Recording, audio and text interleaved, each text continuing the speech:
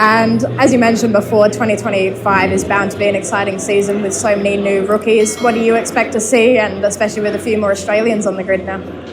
Yeah, you Australians are always well represented in Formula One. You know, having 10% of the grid, it doesn't show where the country is. I don't think the country is 20% of the 10% of the population in the world. You know, so you guys are doing always well with drivers. I think the rookies, it's interesting for the sport. Some will stay, some will go, you know, because it's now, they have been all good in F2 and F3, otherwise they wouldn't have made it to F1. But then going from F2 to F1, it's again a big step, and the only thing which talks in Formula One is performance. If you're performing, you're here to stay. If you're not performing, you're here to go. As cruel as it sounds, but that is, it's competition, it's a sport, you know. So, but my expectation is that some of them will be really good. You know, there is some big talent in, but it's just time will tell.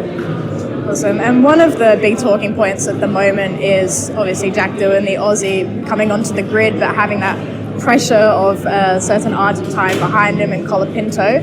As a team principal, what are your thoughts on that kind of situation, especially for Jack having that added pressure in a rookie season?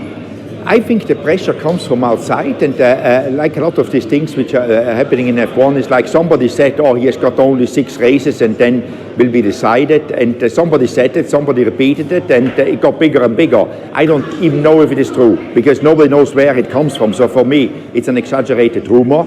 But again, obviously, in F1, it's not only him under pressure. Everybody needs to perform, but if he performs, he will be fine. There will be no problem. Obviously, he needs to perform.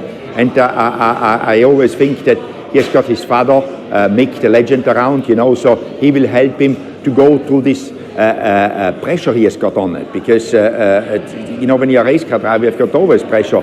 And I just don't see where it came from. I mean, it wasn't an official statement. So if there is no official statement, I always assume that it is somebody opened his mouth, not knowing what he's saying, just wanting a headline. So and then Jack needs to stay calm, do what he's good to do, race cars, and then the performance will come, and he will be here to stay.